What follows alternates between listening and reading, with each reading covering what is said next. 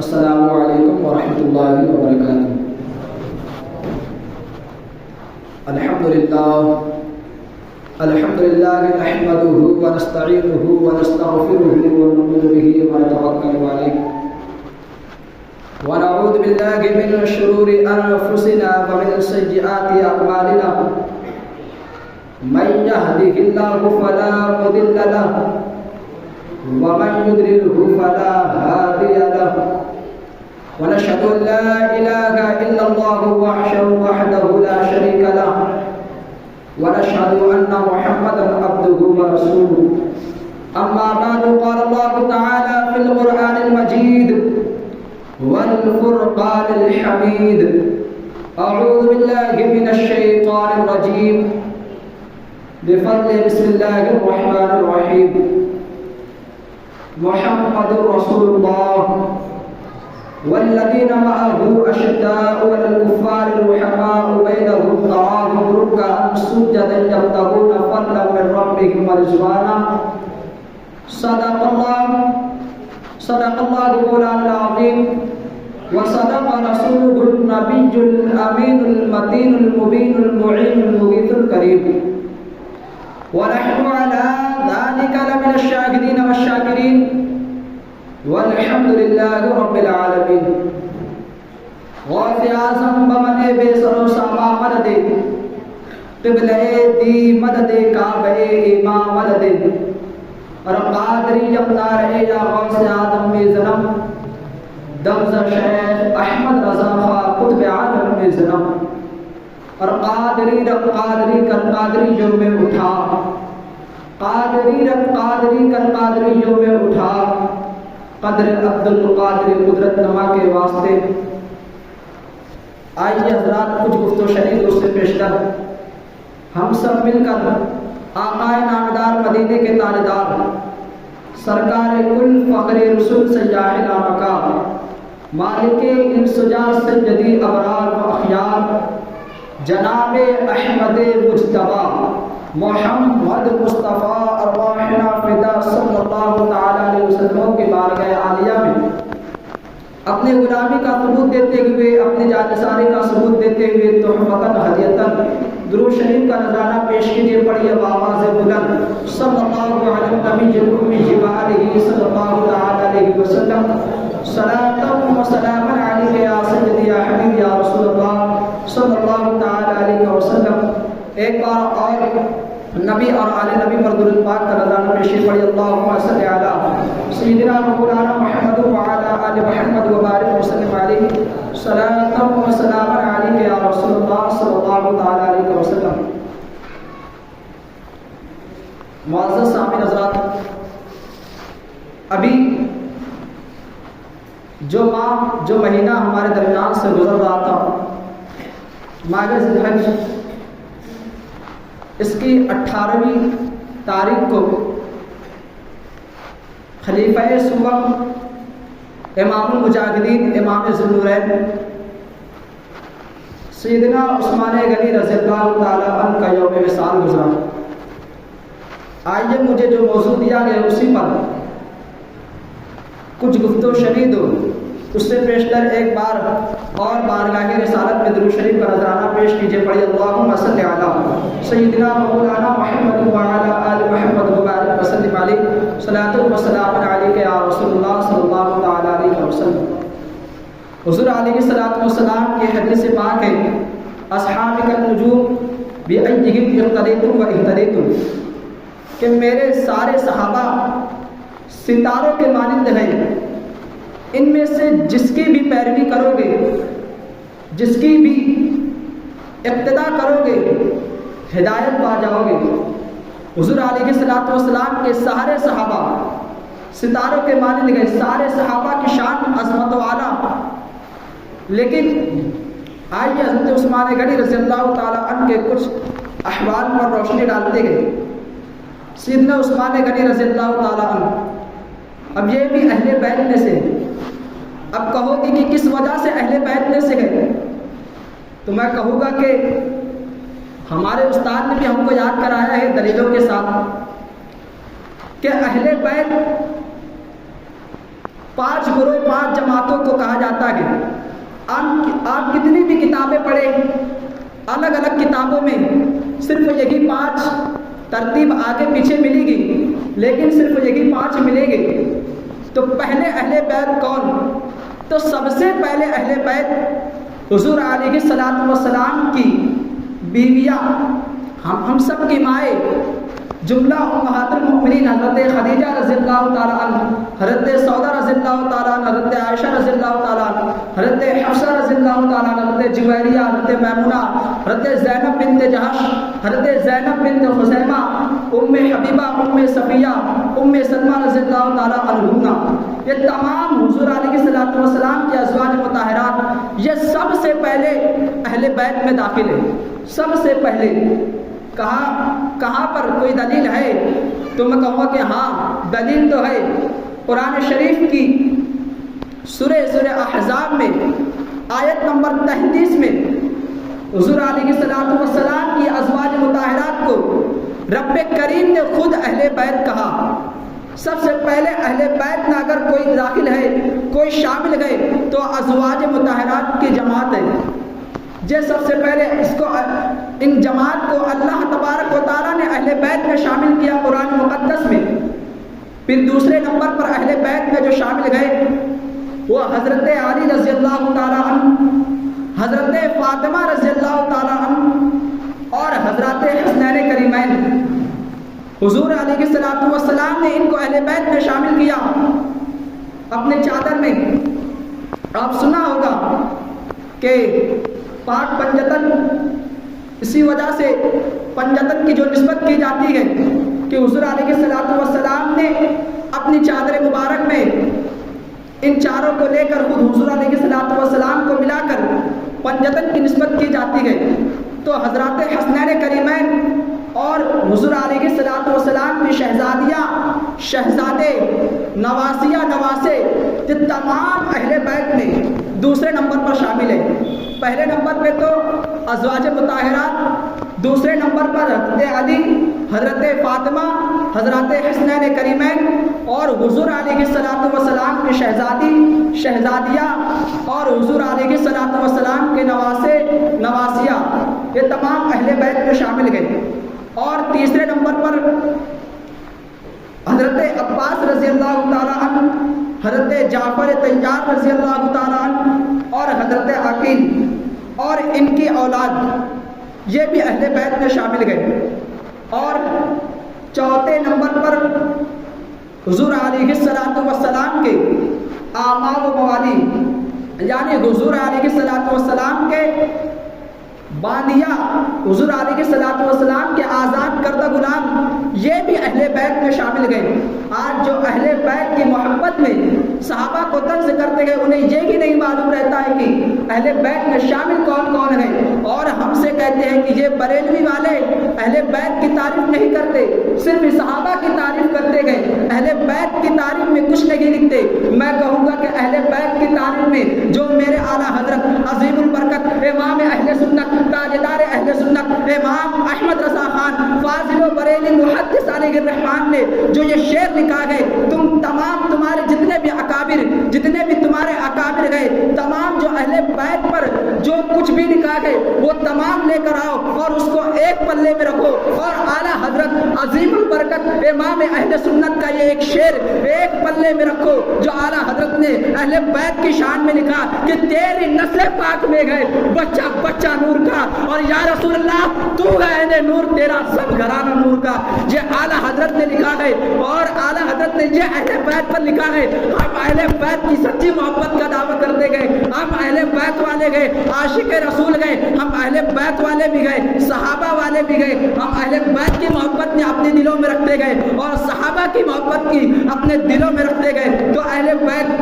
حضور علیہ الصلوۃ والسلام کے اہل بیت 5ویں نمبر پر ہے. تمام صحابہ داخل ہے اہل بیت میں. کہا اب کیسے داخل ہے، تمام صحابہ کیسے داخل ہے؟ تو ہم کہیں گے کہ حدیث ہے. کہیں گے کون سی حدیث ہے؟ تو حضور علیہ الصلوۃ والسلام نے ارشاد فرمایا کل مؤمن تقی فہو علی. اس حدیث کی وجہ سے ہم اہل بیت میں داخل کرتے ہیں تمام صحابہ کو. کہیں گے کہ کیا معنی ہے اس کا؟ تو میں کہوں گا کل مؤمن تقی فہو علی۔ حضور علیہ السلام نے ارشاد فرمایا کہ ہر تقوی شعار مومن، ہر تقوی والا مومن، ہر عزت والا مومن، ہر باحیا مومن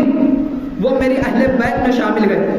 حضور نے علیہ السلام نے سارے مومنوں کو شامل فرمایا، جو بھی تقوی والا ہے، جو بھی تقوی دار ہے، پرہیزگار ہے، وہ بھی اہل بیت میں شامل ہے۔ تو تمام صحابہ بھی حضور علیہ السلام کے اہل بیت میں شامل گئے۔ بہرحال ہماری گفتگو حضرت عثمان غنی ذو النورین رضی اللہ تعالیٰ عنہ پر، تو حضرت عثمان غنی رضی اللہ تعالیٰ عنہ، آپ کا نام عثمان اور آپ کی کنیت ابو عبداللہ، ابو عمر، اور آپ کا لقب غنی اور ذو النورین تھا۔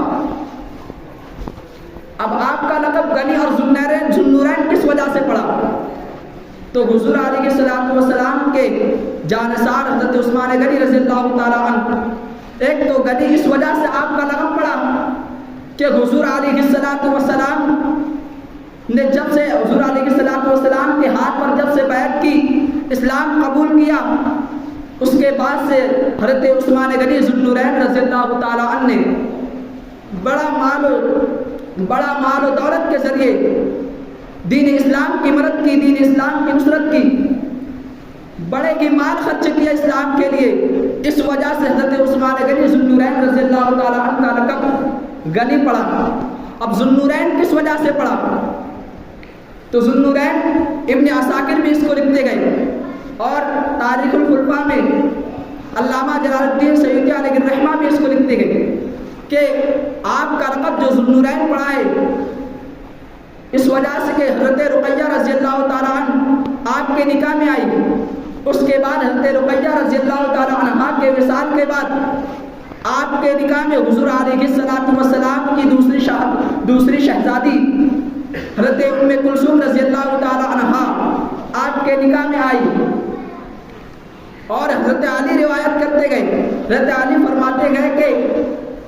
حضور علیہ السلام، اور ابن عساکر بھی اس کو لکھتے گئے، تاریخ الخلفاء میں علامہ جلال الدین سیوطی علیہ الرحمہ بھی اس کو لکھتی ہے کہ قیامت تک حضرت آدم علیہ السلام سے لے کر قیامت تک کسی شخص کے نکاح میں کسی نبی کی دو صاحبزادی، دو شہزادیاں نہ آئی، کسی کے بھی نکاح میں، کسی امتی کے نکاح میں کسی نبی کی دو شہزادیاں ایک امتی کے نکاح میں حضرت آدم علیہ السلام سے لے کر ابھی تک نہ آئی۔ اسی وجہ سے آپ کو ذو النورین کہا جاتا ہے۔ جب حضرت رقیہ رضی اللہ تعالی عنہ کا وصال ہوا تو حضور علیہ السلام حضرت عثمان غنی رضی اللہ تعالیٰ حضور علیہ السلام کے پاس ہی موجود تھے کہ حضرت عثمان غنی رضی اللہ تعالیٰ عنہ حضرت عثمان غنی رضی اللہ تعالیٰ عنہ رونے لگے، آپ کے آنکھ مبارک سے آنسو نکلا۔ حضور علیہ السلام نے جب آپ کا چہرہ دیکھا تو فرمایا ما یبکیکا، اے عثمان تم کیوں رو رہے ہو؟ حضرت عثمان غنی رضی اللہ تعالیٰ عنہ ارشاد فرماتے ہیں کہ یا رسول اللہ صلی اللہ تعالیٰ علیہ وسلم، میں آپ کا داماد تھا، اس وجہ سے آپ کا قربت رشتہ داری میں آپ کا شامل تھا، اسی وجہ سے آپ کے زیادہ قریب بھی تھا، رشتہ داری میں بھی زیادہ قریب تھا۔ یا رسول اللہ، حضرت رقیہ رضی اللہ تعالیٰ عنہ کے وصال کے بعد اب میں آپ کی دامادی سے محروم رہ گیا، اس نسبت سے میں آپ کی نسبت سے محروم رہ گیا۔ تو حضور علیہ السلام ارشاد فرماتے ہیں عثمان، ابھی حضرت جبریل علیہ السلام آئے اور کہا کہ رب کی اجازت ہے، رب نے حکم دیا ہے کہ حضرت ام کلثوم رضی اللہ تعالیٰ عنہ جو حضرت رقیہ رضی اللہ تعالیٰ عنہ کی بہن ہے، ان کا نکاح آپ سے کرا دے، آپ خوش ہو جائے۔ دیکھیے حضرت عثمان غنی رضی اللہ تعالیٰ عنہ کی خوشی کے لیے، رضا کے لیے رب کریم نے حکم دیا کہ حضرت رقیہ کی بہن حضرت ام کلثوم کا نکاح آپ سے کرا دے۔ اور حضرت عثمان غنی رضی اللہ تعالیٰ عنہ صاحب الہجرتین بھی آپ کا لقب ہے۔ اب یہ کس وجہ سے پڑا؟ اور آپ حضرت عثمان غنی رضی اللہ تعالیٰ عنہ دین اسلام کے لیے اللہ کی راہ میں سب سے پہلے ہجرت کرنے والے مہاجر ہیں، سب سے پہلے جس نے اللہ کی راہ میں ہجرت کی اس ذات کا نام حضرت عثمان غنی رضی اللہ تعالیٰ عنہ ہے۔ اور اس امت میں حضور علیہ الصلوۃ والسلام کے بعد جو کلام پاک کو سب سے پہلے حفظ کیا وہ حضرت عثمان غنی رضی اللہ تعالیٰ عنہ کی ذات ہے۔ اس امت کے بعد حضور علیہ الصلوۃ والسلام کے بعد حضرت عثمان غنی رضی اللہ تعالیٰ عنہ کے بعد حضرت عثمان غنی رضی اللہ تعالیٰ عنہ حضور علیہ الصلوۃ والسلام کے بعد اس امت کے سب سے پہلے حافظ ہیں۔ تو آپ صاحب الحجرتین، آپ کا لقب اس وجہ سے پڑا کہ آپ پہلے حضور علیہ الصلوۃ والسلام کی اجازت لے کر جب کفار مسلمانوں پر ظلم و ستم کرتے تھے تو مسلمان تنگ آ گئے تو حضور علیہ الصلوۃ والسلام سے اجازت لے کر حضرت عثمان غنی رضی اللہ تعالیٰ عنہ نے حبشہ کی طرف ہجرت کی۔ پھر کچھ دنوں بعد حبشہ سے واپس آ گئے مدینہ منورہ، پھر اس کے بعد حبشہ سے واپس آ گئے مکہ معظمہ، پھر اس کے بعد عام ہجرت کا اعلان ہو گیا، تو پھر اس کے بعد حضور علیہ الصلوۃ والسلام سے اجازت لے کر آپ مدینہ منورہ میں ہجرت کی۔ اسی وجہ سے آپ کا لقب صاحب الحجرتین پڑا کہ یعنی دو طرف ہجرت کرنے والے۔ اور حضرت عثمان غنی رضی اللہ تعالیٰ عنہ آپ کی شرم و حیا کا عالم کہ آپ کا نام، آپ کا لقب ہی کامل الحیاء والایمان ہے۔ آپ پیکر و جود و سخا حضرت عثمان غنی رضی اللہ تعالیٰ عنہ آپ اتنے حیا والے تھے، اتنے با حیا تھے کہ حضور علیہ الصلوۃ والسلام خود فرماتے گئے کہ اشد امتی حیاء عثمان بن عفان۔ حضور علیہ الصلوۃ والسلام ارشاد فرماتے ہیں کہ میری امت میں سب سے زیادہ حیا والا، سب سے زیادہ با حیا اگر کوئی ہے تو عثمان غنی رضی اللہ تعالیٰ عنہ عثمان بن عفان ہے۔ حضور ارشاد فرماتے ہیں کہ سب سے زیادہ حیا والا، سب سے زیادہ تقوی شعار پرہیزگار کوئی ہے تو حضرت عثمان غنی کی ذات ہے۔ اسی وجہ سے کہ حضرت عثمان غنی رضی اللہ تعالیٰ عنہ سے انسان تو انسان، ملائکہ بھی، فرشتے بھی حضرت عثمان غنی رضی اللہ تعالیٰ عنہ سے حیا کرتے تھے۔ خود حضور علیہ الصلوۃ والسلام ارشاد فرماتے، حضرت عائشہ صدیقہ رضی اللہ تعالیٰ عنہ سے روایت ہے کہ حضرت عائشہ صدیقہ طیبہ طاہرہ عابدہ زاہدہ، حضرت عائشہ صدیقہ ارشاد فرماتی ہے کہ ایک بار حضور علیہ الصلوۃ والسلام حجرہ اقدس میں لیٹے ہوئے تھے، آرام فرما رہے تھے کہ آپ کی پنڈلی مبارک کھلی ہوئی تھی، پنڈلی مبارک سے کپڑا ہٹا تھا، آپ لیٹے ہوئے تھے اور صحابہ کرام سے گفتگو کر رہے تھے۔ اتنے میں میرے ابا جان جناب صدیق اکبر آئے اور اجازت چاہی، تو تاجدار مدینہ راحت قدم سینہ صلی اللہ تعالیٰ علیہ وسلم نے جناب صدیق اکبر کو اجازت دی، اور اجازت دینے کے بعد پھر اسی طرح گفتگو میں مشغول ہو گئے، اسی طرح گفتگو جاری رکھی۔ پھر اس کے بعد حضرت جناب فاروق اعظم رضی اللہ تعالیٰ عنہ تشریف لائے، اور انہوں نے بھی حضور علیہ الصلوۃ والسلام سے اجازت طلب کی، اجازت چاہی، تو حضور علیہ الصلوۃ والسلام انہیں بھی اجازت دی، اور اسی طرح محو گفتگو رہے، اسی طرح گفتگو میں مشغول رہے۔ لیکن جب تیسری بار حضرت عثمان غنی رضی اللہ تعالیٰ عنہ تشریف لائے اور حضرت عثمان غنی ذو النورین رضی اللہ تعالیٰ عنہ حضور علیہ الصلوۃ والسلام سے اجازت چاہیے، اجازت طلب کی، تو حضور علیہ الصلوۃ والسلام پہلے اٹھ کر بیٹھے اور اپنے کپڑوں کو درست کیا، اس کے بعد اجازت دی، پھر گفتگو میں مشغول ہو گئے۔ جب سب حضرات چلے گئے، صحابہ کرام چلے گئے، تو راویہ عائشہ صدیقہ رضی اللہ تعالیٰ عنہ حضور علیہ الصلوۃ والسلام سے دریافت کرتی ہے، پوچھتی ہے، فداک ابی و امی یا رسول اللہ، میرے ماں باپ آپ پر قربان، اے مدینے کے تاجدار ذرا یہ تو بتاؤ کہ جب میرے والد افضل البشر بعد الانبیاء بالتحقیق جناب حضرت ابو بکر صدیق رضی اللہ تعالیٰ عنہ جب تشریف لائے تو آپ نے انہیں اجازت دی اور پھر گفتگو مشغول ہو گئے۔ پھر اس کے بعد جناب فاروق اعظم آئے تو آپ انہیں اجازت دی اور گفتگو مشغول ہو گئے۔ لیکن جب حضرت عثمان غنی رضی اللہ تعالیٰ تشریف لائے تو آپ اٹھ کر بیٹھ گئے اور کپڑا درست کیا، اس کے بعد آپ نے اجازت دی، تو ایسا کیوں کیا؟ تو حضور علیہ الصلوۃ والسلام ارشاد فرماتے گئے، اے عائشہ الا تستحی من رجل تستحی منہ الملائکہ، اے عائشہ کیا میں اس شخص سے حیا نہ کروں جس سے فرشتے بھی، جس سے ملائکہ بھی حیا کرتے گئے؟ کیا میں اس شخص سے حیا نہ کروں؟ حضور علیہ الصلوۃ والسلام ارشاد فرماتے کہ میں اس شخص سے حیا نہ کروں جس سے فرشتے بھی حیا کرتے گئے۔ کہ جب حضور علیہ الصلوۃ والسلام جب سارے مسلمان مدینے کی طرف ہجرت کی تھی، جب حضور علیہ الصلوۃ والسلام انصار و مہاجرین کے درمیان اخوت کا رشتہ قائم فرما رہے تھے، بھائی چارگی کا رشتہ قائم فرما رہے تھے، تو حضور علیہ الصلوۃ والسلام جب عقد فرما رہے تھے، بھائی چارگی کا عقد فرما رہے تھے، تو حضرت عثمان غنی رضی اللہ تعالی عنہ بھی اس مجلس میں موجود تھے۔ تو ملائکہ اس مجلس سے ہٹ گئے، دور ہو گئے۔ حضور علیہ الصلوۃ والسلام نے جب دیکھا تو دریافت، تو حضور علیہ الصلوۃ والسلام نے ملائکہ سے پوچھا ہٹنے کا سبب کیا ہے؟ تو فرشتوں نے کہا کہ یا رسول اللہ صلی اللہ تعالی علیہ وسلم، حضرت عثمان غنی رضی اللہ تعالی عنہ سے ہم کو حیا آتی گئی، ہم کو شرم آتی گئی۔ اس وقت حضرت عثمان غنی رضی اللہ تعالی عنہ کا کرتا مبارک سینے سے ہٹ گیا تھا، تو فرشتے دور ہو گئے۔ تو حضور علیہ الصلوۃ والسلام سے ملائکہ کہتے کہ یا رسول اللہ ہم کو عثمان غنی سے حیا آتی گئی، شرم آتی گئی۔ تو حضرت عثمان غنی رضی اللہ تعالیٰ عنہ کا یہ عالم تھا،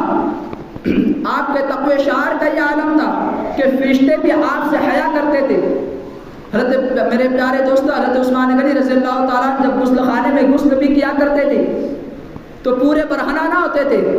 بلکہ تہبند باندھ کر کچھ غسل کیا کرتے تھے، اور صرف اوپر کا حصہ آپ کا برہنہ رہتا تھا۔ غسل جب کرتے تھے آپ رضی اللہ تعالی عنہ، صرف اوپر کا حصہ آپ کا برہنہ رہتا تھا، اس کے باوجود بھی آپ حضرت عثمان غنی رضی اللہ تعالی عنہ بیٹھ کر، بیٹھنے کے بعد جھک کر غسل کیا کرتے تھے۔ اس طرح کے آدھا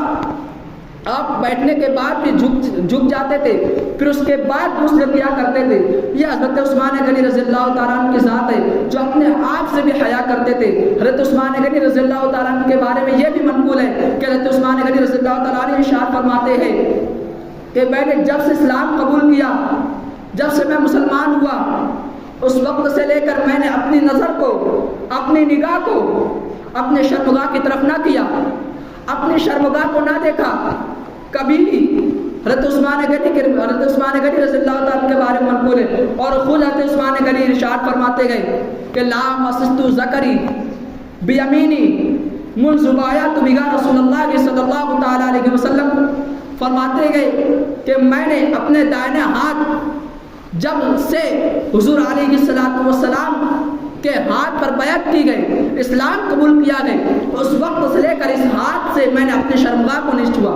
یہ حضرت عثمان غنی کی حیا کا عالم تھا کہ فرماتے کہ میں نے یہ ہاتھ جب مدینے والے تاجدار کے ہاتھ پر دے دیا، پھر میں اپنے آپ کے لیے مناسب نہیں سمجھتا کہ یہ ہاتھ کو اپنی شرمگاہ کو چھو، کبھی دائنا ہاتھ سے شرمگاہ نہیں چھوا کرتے تھے۔ یہ حضرت عثمان غنی رضی اللہ تعالیٰ عنہ کی شرم و حیا کا یہ عالم تھا جو حضرت عثمان غنی جو اپنے آپ سے حیا کرتے تھے، تو پھر کیوں نہ انسان بھی ان سے حیا کرے، پھر کیوں نہ ملائکہ بھی ان سے حیا کرے، پھر کیوں نہ خود رسول کریم مصطفیٰ جان کریم ہم بیماروں کے طبیب حضور اکرم صلی اللہ تعالیٰ علیہ وسلم کیوں نہ حیا کرے۔ یہ حضرت عثمان غنی کے حیا کا عالم تھا۔ میں میری نوجوان قوم سے بھی کہوں گا کہ آپ نشہ میں اتنا مبتلا ہو، نشہ میں آپ کی جوانی اتنی ضائع ہو رہی ہے، میں کہوں گا کہ اگر قوم میں امن چاہتے ہو، قوم کی ترقی چاہتے ہو، نشہ کو ختم کرنا چاہتے ہو، نوجوان نسل کو بچانا چاہتے ہو، آج ہماری نوجوان نسل برباد ہو رہی ہے، موبائل کے ذریعے غلط تصاویر دیکھ کر اپنی جوانی کو ضائع کر رہی ہے۔ میں چاہتا ہوں کہ اگر تم کوئی مہم چلانا چاہتے ہو، مالیگاؤں میں ابھی بھی کچھ مہمیں چل رہی ہے، ابھی زور و شور سے ابھی حال ہی میں کچھ چل رہی ہے کہ نوجوان نسل کو بچایا جائے، نشہ کو ختم کیا جائے اور خودکشی کے معاملے کو بچایا جائے۔ اس پر سے لوگ تمام لوگ متحد ہو کر چلا رہے ہیں۔ میں ان سے بھی کہوں گا کہ اگر تم واقعی نشہ کو ختم کرنا چاہتے ہو تو حضرت عثمان غنی رضی اللہ تعالیٰ عنہ کی درس حیات کا زندگی دو، حیات کا درس دو، اور حضرت عثمان غنی رضی اللہ تعالیٰ عنہ کے زندگی پر اپنے طرز حیات کو ڈالو، حضرت عثمان غنی رضی اللہ تعالیٰ عنہ کی طرز حیات پر اپنی زندگی کو گزارو، پھر دیکھو ہماری قوم سے کیسے نشہ ختم نہیں ہوتا۔ وہ حیا والی زندگی تو بناؤ، وہ تقوی شعار والی زندگی تو بناؤ، پھر دیکھو کیسے حیا ختم، پھر دیکھو کیسے نشہ ختم نہیں ہوتا، پھر دیکھو کیسے نوجوان نسل ہماری نہیں بچتی۔ تو بہرحال حضرت عثمان غنی رضی اللہ تعالیٰ عنہ اس طرح پیکر و حیا، جود و سخا، کامل الحیاء والایمان تھے، اور حضرت عثمان غنی رضی اللہ تعالیٰ عنہ کے بارے میں کئی بار حضور علیہ السلام نے جنت کی بشارتیں بھی دی کہ آپ نے سنا ہوگا کہ بیر روما کہ جب مسلمان مکہ سے ہجرت کر کے مدینہ گئے تو حضور علیہ السلام نے مسلمانوں کا مالی حالت کو دیکھا، مسلمان بہت تنگ دست تھے، بہت تنگ دست تھے۔ مسلمان کو اور مدینہ شریف میں کنواں صرف ایک کنواں تھا جس کا پانی میٹھا تھا، اسی کنویں کا نام بیر روما کہا جاتا ہے، اسی کنویں کو بیر روما کہا جاتا ہے۔ باقی کنواں کا پانی کھارا تھا، صرف ایک ہی کنواں تھا جس کا پانی میٹھا تھا۔ اب مسلمانوں کو وہ کنویں کا مالک یہودی تھا، اب وہ مسلمانوں کو کنویں کا پانی بیچا کرتا تھا۔ اب اس طرح مسلمان مدینے سے ہجرت کر کے آئے، مکے سے ہجرت کر کے مدینہ آئے تھے، تو مسلمانوں کو پانی خریدنے میں بڑی دشواری آتی تھی۔ تو حضور علیہ السلام نے جب مسلمانوں کی حالت دیکھی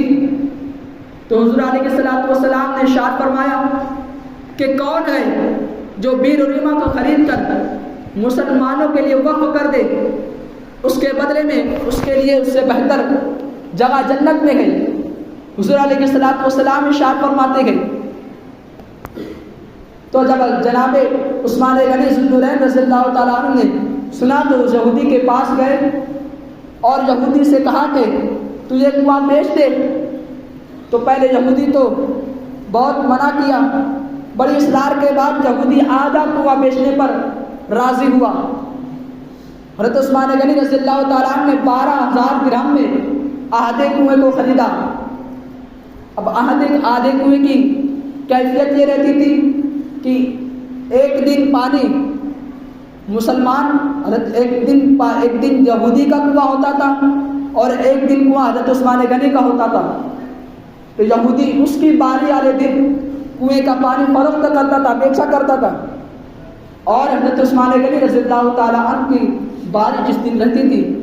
حضرت عثمان غنی رضی اللہ تعالیٰ عنہ اپنی باری کے دن کنویں کے پانی مسلمانوں کے لیے وقف کر دیتے تھے، سارے مسلمانوں کے لیے عام کر دیتے تھے۔ اب مسلمان جس دن حضرت عثمان غنی رضی اللہ تعالیٰ عنہ کی باری رہتی تھی اس دن 2 دن کا پانی بھر لیتے تھے۔ اس طرح یہودی کے پاس کوئی پانی خریدنے نہیں جاتا تھا۔ اب یہودی اس کو پیشہ بنائے رکھا تھا، اس کے پانی کو بیچا کرتا تھا۔ اس طرح اس کے پاس کوئی پانی خریدنے نہیں جاتا تو یہودی بڑا پریشان ہوا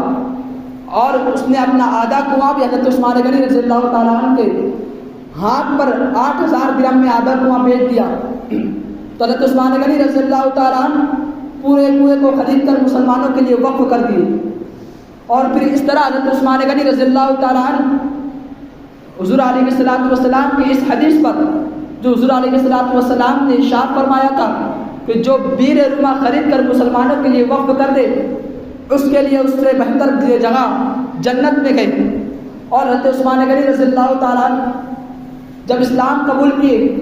حضرت عثمان غنی رضی اللہ تعالیٰ عنہ جناب صدیق اکبر رضی اللہ تعالیٰ عنہ کی دعوت و تبلیغ کی وجہ سے اسلام قبول کیے، اور تاریخ الخلفاء میں حضرت علامہ جلال الدین سیوطی علیہ الرحمہ ارشاد فرماتے ہیں کہ جناب صدیق اکبر اور حضرت علی رضی اللہ تعالیٰ عنہ اور حضرت زید بن حارثہ کے بعد مردوں میں سب سے پہلے ان تمام حضرات کے بعد حضرت عثمان غنی رضی اللہ تعالیٰ عنہ نے اسلام قبول کیا۔ آپ نے ابتدائی اسلام میں قبول کیا اور جب آپ نے اسلام قبول کیا تو آپ کا چچا آپ کو بڑی تکلیفیں دیا کرتا تھا. آپ اسلام قبول کیا آپ نے تو آپ نے اسلام قبول کرنے کی وجہ سے بڑی مشقتیں بڑی تکلیفیں بھی برداشت کی کہ آپ کا چچا حکم بن ابی العاص وہ آپ کو ایک کوٹری میں رسی سے باندھ کر بند کر دیا اور نہ کھانا دیتا تھا نہ پانی دیتا تھا اور کہتا تھا کہ تو نے حضرت عثمان غنی رضی اللہ تعالیٰ سے کہتا تھا کہ تو ہمارے باپ دادا کا دین کو چھوڑ دیا ہے, تو مذہب اسلام کو چھوڑ دے, میں تجھے آزاد کر دوں گا, تجھے چھوڑ دوں گا. حضرت عثمان غنی رضی اللہ تعالیٰ سے بار بار یہ کہتا تھا, بڑی تکلیفیں دیا کرتا تھا, لیکن حضرت عثمان غنی رضی اللہ تعالیٰ ارشاد فرماتے تھے کہ میری جان بھی چلی جائے تب بھی میں مذہب اسلام کو نہیں چھوڑوں گا. مجھے یہ گوارا ہے کہ میری جان جائے تو جائے, لیکن مجھے یہ گوارا نہیں کہ میں دین اسلام کو چھوڑ دوں. جب حکم بن ابی العاص نے دیکھا حضرت عثمان غنی رضی اللہ تعالیٰ عنہ کی اس طرح استقلال کو دیکھا, اس طرح ثابت قدمی کو دیکھا, تو حضرت عثمان غنی رضی اللہ تعالیٰ عنہ کو مجبور ہو کر چھوڑ دیا. حضرت عثمان غنی رضی اللہ تعالیٰ عنہ آپ کی خوبصورتی کا عالم یہ تھا کہ حضرت عثمان غنی رضی اللہ تعالیٰ عنہ اتنے حسین و جمیل تھے کہ حضرت عبداللہ بن حزم مازنی رحمۃ اللہ تعالیٰ علیہ, حضرت عبداللہ بن حازم مازنی وہ ارشاد فرماتے ہیں کہ فما رأیت قط ذکر ولا انثى احسن وجها منه, کہ حضور علیہ الصلوۃ والسلام کے جانثار حضرت عثمان غنی کے بارے میں ارشاد فرماتے ہیں کہ میں نے حضرت عثمان غنی کو دیکھا تو میں نے بے ساختہ پکار اٹھا کہ میری نظر میں میری نگاہ نے ان مردوں اور عورتوں میں ان سے حسین و جمیل چہرہ کبھی دیکھا ہی نہیں. اتنے خوبصورت تھے آپ کہ آپ کی خوبصورتی کے بارے میں ابن عساکر اور علامہ جلال الدین سید علی رحمٰن نے تاریخ الخلفاء میں بھی لکھا ہے کہ حضرت اسامہ بن زید کو حضور علیہ الصلوۃ والسلام ایک بار گوشت کا پیالہ دے کر حضرت عثمان غنی رضی اللہ تعالیٰ عنہ کے گھر بھیجتے. حضرت اسامہ بن زید وہ پیالہ لے کر حضرت عثمان غنی رضی اللہ تعالیٰ عنہ کے گھر تشریف لے جاتے گئے. آپ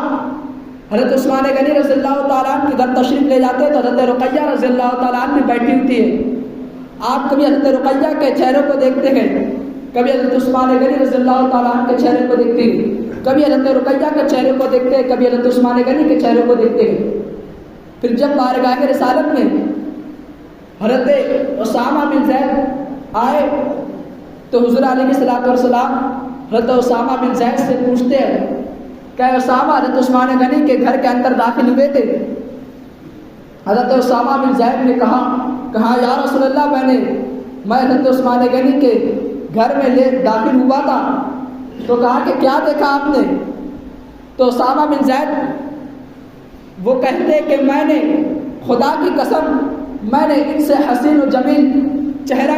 ان سے حسین و جمیل جوڑا کبھی زندگی میں نے دیکھا نہیں. حضرت اسامہ بن زید فرماتے کہ خدا کی قسم حضرت رقیہ رضی اللہ تعالیٰ عنہ کی خوبصورتی کا بھی عالم اور حضرت عثمان غنی رضی اللہ تعالیٰ کی خوبصورتی کا یہ عالم تھا کہ حضرت عثمان غنی اور حضرت رقیہ کے بارے میں اسامہ بن زید فرماتے حضور سے کہ میں نے خدا کی قسم زندگی میں ان سے حسین و جمیل چہرہ کبھی دیکھا نہیں. اور حضرت ام کلثوم سے حضور علیہ الصلوۃ والسلام ارشاد فرماتے گئے کہ ام کلثوم آپ کے شوہر حضرت عثمان غنی رضی اللہ تعالیٰ آپ کے شوہر حضرت عثمان غنی رضی اللہ تعالیٰ تمہارے دادا حضرت ابراہیم علیہ الصلوۃ والسلام اور تمہارے باپ حضور علیہ الصلوۃ والسلام کے مشابہ ہے, شکل و صورت میں مشابہ ہے. حضرت ام کلثوم سے حضور علیہ الصلوۃ والسلام ارشاد فرماتے گئے کہ آپ کے شوہر آپ کے دادا حضرت ابراہیم علیہ الصلوۃ والسلام اور آپ کے باپ حضور علیہ الصلوۃ والسلام کے شکل و صورت میں مشابہ ہے. یہ آپ کی خوبصورتی کا عالم تھا. اور حضرت عثمان غنی رضی اللہ تعالیٰ عنہ کے بارے میں بہت سی باتیں تھی. بہرحال میں کچھ باتیں وقت کا تقاضا کرتے ہوئے کہہ دیتا ہوں کہ حضور علیہ الصلوۃ والسلام کے جانثار حضرت عثمان غنی رضی اللہ تعالیٰ آپ کا یہ معمول تھا کہ آپ ہر جمعہ کو ایک غلام آزاد کیا کرتے تھے. ہر جمعہ کو آپ کا صدقہ ادا کرنے کا یہ عالم تھا کہ آپ بنا کسی پرواہ کے اللہ کی راہ میں اس قدر صدقہ کرتے تھے کہ جنگ تبوک کے موقع پر بھی آپ نے سنا ہوگا کہ حضور علیہ الصلوۃ والسلام جب جنگ تبوک کی تیاری کر رہے تھے، روم کی سلطنت کو فتح کرنا تھا اور اس کو فتح کرنا بھی بہت ضروری تھا، اور اس وقت مسلمان بہت تنگ دست تھے، قید سالی مدینے میں تھی، عام مسلمان درخت کی پتیاں کھا کر گزارا کرتے تھے، اس طرح مدینے کا حال تھا۔ حضور علیہ الصلوۃ والسلام اس حال میں غزوہ تبوک کی تیاری کر رہے تھے، تو حضور علیہ الصلوۃ والسلام تمام صحابہ کو اکٹھا کیا، اور اکٹھا کرنے کے بعد حضور علیہ الصلوۃ والسلام منبر پر کھڑے ہوئے اور خطبہ دیا، صدقے کے فضائل و مناقب پر روشنی ڈالی اور جنگ کے بارے میں رہنمائی فرما رہے تھے کہ حضرت عثمان غنی رضی اللہ تعالیٰ عنہ کھڑے ہوئے اور حضور علیہ الصلوۃ والسلام سے ارشاد فرمایا کہ یا رسول اللہ، صاحب ترمذی اس حدیث کو نقل کرتے گئے، ترمذی شریف میں یہ حدیث موجود ہے، فرمایا کہ یا رسول اللہ میں 100 اونٹ اللہ کی راہ میں ساز و سامان کے ساتھ دینے کا اعلان کرتا ہوں۔ پھر حضور علیہ الصلوۃ والسلام خطبہ جاری رکھا، فضائل و مناقب پر روشنی ڈالتے ہی رہے۔ پھر حضرت عثمان غنی کھڑے ہوئے اور فرمایا یا رسول اللہ صلی اللہ تعالی وسلم میں 200 اونٹ اللہ کی راہ میں ساز و سامان کے ساتھ دینے کا اعلان کرتا ہوں۔ پھر حضور علیہ الصلوۃ والسلام اسی طرح گفتگو جاری رکھی، خطبہ جاری رکھا۔ پھر حضرت عثمان غنی رضی اللہ تعالیٰ عنہ کھڑے ہوئے اور فرمایا یا رسول اللہ میں 300 اونٹ ساز و سامان کے ساتھ اللہ کی راہ میں دینے کے لیے اعلان کرتا ہوں۔ حضور علیہ الصلوۃ والسلام منبر شریف سے اترے، نیچے تشریف لائے اور فرمایا مالا عثمان ما عمل بعد حاجگی، اے لوگوں سن لو، عثمان غنی اگر اس کے بعد کوئی عمل نفلی عمل نہ بھی کرے تو یہ عمل اس کو جنت میں جانے کے لیے کافی گئے۔ حضور علیہ الصلوۃ والسلام ارشاد فرماتے گئے کہ یہ عمل، اور حضرت مشکاہ شریف میں بھی اس حدیث کو نقل کرتے، تاریخ الخلفاء میں بھی اس حدیث کا ذکر ہے، اور تفسیر خازن اور تفسیر معالم التنزیل میں وہ فرماتے گئے، نقل کرتے گئے کہ حضرت عثمان غنی رضی اللہ تعالیٰ عنہ غزوہ تبوک کے موقع پر جیش عشرہ کے لیے حضور علیہ الصلوۃ والسلام کے فرمان کے مطابق حضور علیہ الصلوۃ والسلام نے اعلان کیا تو حضرت عثمان غنی 1000 اونٹ کو اللہ تبارک و تعالیٰ کی راہ میں ساز و سامان کے ساتھ دینے کا اعلان کیا، اور 1000 اشرفیہ اپنی آستین میں چھپا کر لائے اور حضور علیہ الصلوۃ والسلام کی گود میں ڈال دیا۔ حضور علیہ الصلوۃ والسلام اس اشرفیہ کو الٹتے تھے، پلٹتے تھے اور کہتے رہتے تھے۔ 2 بار حضور علیہ الصلوۃ والسلام نے کہا ما ضر عثمان ما عمل بعد هذا اليوم۔ حضور علیہ الصلوۃ والسلام فرماتے ہیں کہ عثمان غنی رضی اللہ تعالیٰ عنہ کو کوئی نقصان نہیں دے سکتا،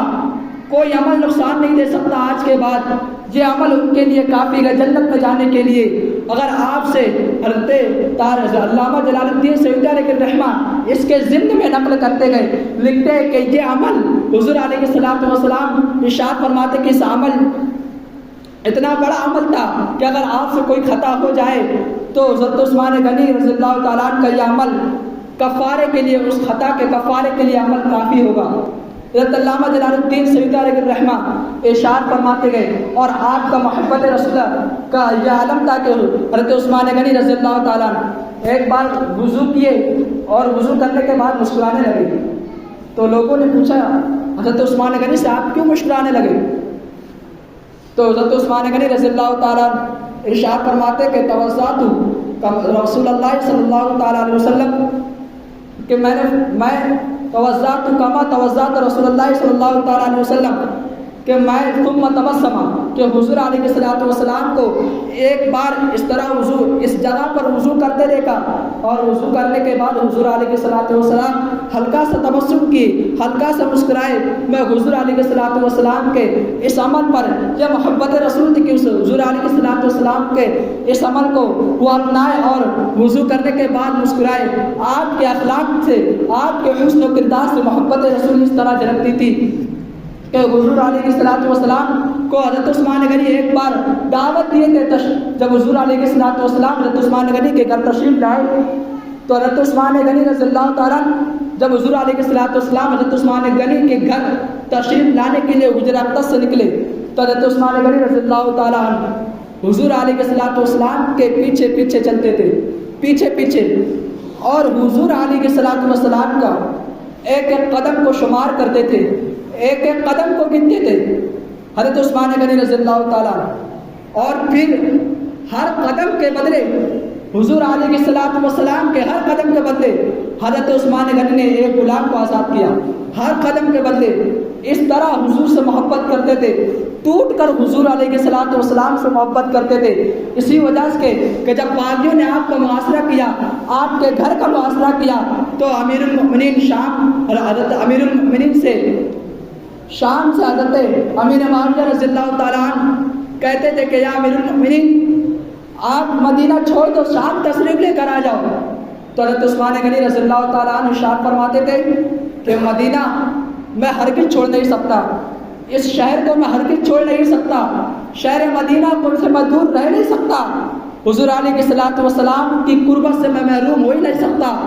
اگر میری جان جاتی ہے تو جائے، مجھے اس کی پرواہ نہیں، مگر میں مدینہ حضور علیہ السلام کے قربت سے محرومی کو اختیار نہیں کرتا. یہ حضور علیہ السلام کی محبت تھی. بہرحال وقت کا تقاضا کرتے ہوئے میں اپنے بات کو گفتگو کو ختم کرتا ہوں. بات تو بہت ساری تھی کہنے کی، مگر وقت اجازت نہیں دیتا. میں دوران بیان کوئی غلطی ہو گئی، کوئی لغزش ہو گئی تو آپ لوگوں کو گواہ بنا کر توبہ کرتا ہوں. استغفر اللہ ربی من کل ذنب واتوب الیہ. اشہد ان لا الہ الا اللہ واشہد ان محمدا عبدہ ورسولہ وما علینا الا البلاغ. السلام علیکم ورحمۃ اللہ وبرکاتہ. جو اللہ سنت ادا کی وہ سنت